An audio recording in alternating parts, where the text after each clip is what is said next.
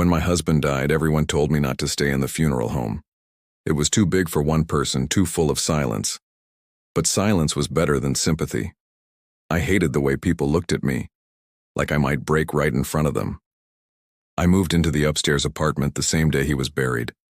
The funeral home had been in his family for decades. Dark oak paneling, floral carpets, quiet hallways that smelled like disinfectant and lilies. He used to joke that the building had memory, that it creaked when it was lonely and whistled when it was pleased. I never asked what that meant, until after he was gone. Most days I buried myself in paperwork, organizing files, updating records, ignoring voicemails. His clients kept calling even after the obituary ran.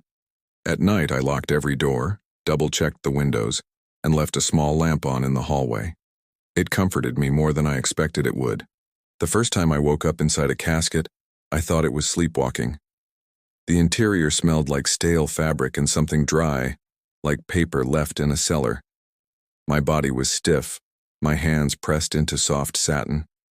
I was still wearing the clothes I'd gone to bed in, and the lid was only half closed.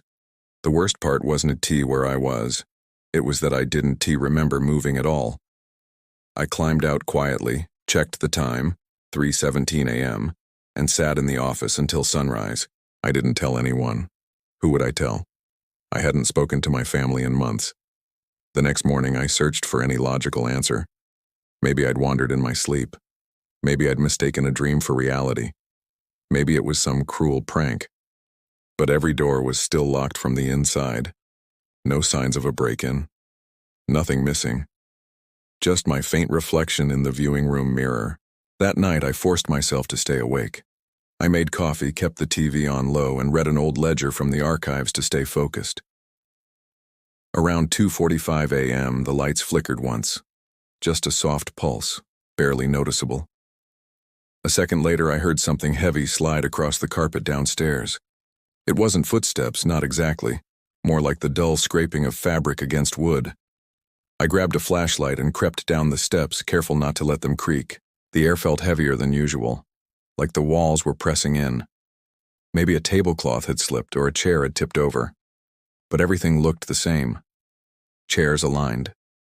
Doors shut. Display tables untouched. I stood in the embalming room doorway for a long time, unsure why I was afraid to cross the threshold. Then, faintly, from somewhere near the chapel, I heard a hinge settle back into place. I didn't sleep the next night either. I paced the upstairs apartment, opened every cabinet, pulled back every curtain. I even checked under the bed like a child. Around 3 a.m., the overhead light flickered again. Once, then twice. Then everything went dark for a few seconds. When the power came back, the hallway lamp was off. I hadn't turned it off. I walked down slowly, trying not to look at the walls. I told myself the wiring was old, that grief distorts things, but my hands were sweating and I could hear my pulse in my ears. This time I found a casket open, one of the display models. Mahogany with a cream interior. The lid rested at an angle, like someone had climbed out instead of in. I stood there without moving, without blinking for what felt like forever. Then I closed it and went back upstairs. On the fourth night, I woke up inside another casket. My legs were cramped. The satin felt hot against my back. And when I sat up, I realized I wasn't alone.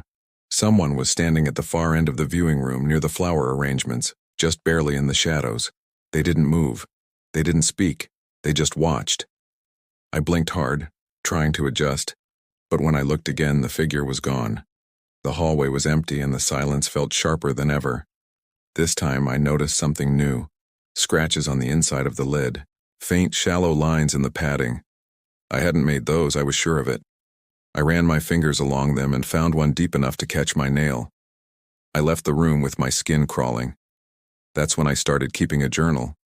I wrote down every detail, every flicker, every sound. I even placed a small bell inside the casket I kept waking up in just in case. That night, at exactly 3:16 a.m., I heard it ring faintly. When I ran downstairs, it had stopped. The casket was closed. I opened it slowly, not sure what I expected to see. There was nothing inside. except for a faint, lingering warmth, like someone had just left. I backed away without closing the lid. After that, I stopped trying to rationalize. I began wondering if the building wanted me to be part of it. Maybe my husband had known what the place really was. He'd grown up here, slept upstairs like I did. He never talked about strange dreams, but maybe he didn't have to.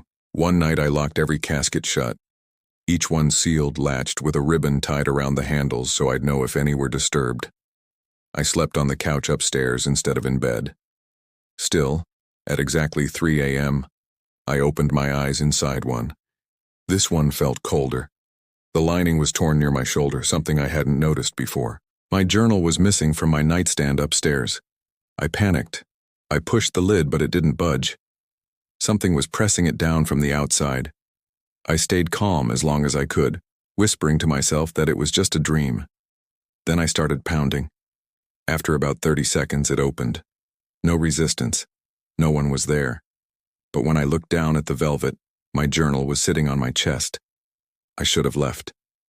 I even packed my bags the next morning. But I sat there for hours, unable to make myself walk out.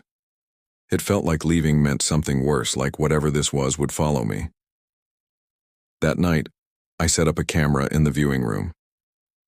When I reviewed the footage the next morning, around 2:58 a.m., I saw myself, already sleepwalking. I climbed into the same casket as before. What froze me was what came next. Someone else entered the frame. They didn't look at the camera. They didn't seem fully solid, blurred at the edges like they weren't entirely there. They leaned over the casket for nearly 3 minutes. Then, right before the feed cut to static, they looked directly into the lens. I didn't sleep the next night. I sat in the chapel's front pew waiting. Around 3 a.m. I heard footsteps, slow, heavy, coming from the embalming room. I should have run, but I stayed seated, like part of me needed to know the truth. A shape passed by the doorway, not a shadow, an outline, dense like smoke but human-shaped. It lingered near the wall of caskets, stopped at the one I usually woke up in, then vanished. The room felt heavier after that, like I wasn't alone anymore. I've stopped locking the caskets now. I even leave the one I wake up in half open. It's easier that way. I still keep the journal, but I don't write much anymore. There's not much left to figure out. Some nights I wake up to the smell of my husband's cologne in the air. I think he brought me here for a reason. Whatever's inside this place, it doesn't want to hurt me. It just wants me to stay. And lately, I've stopped trying to leave.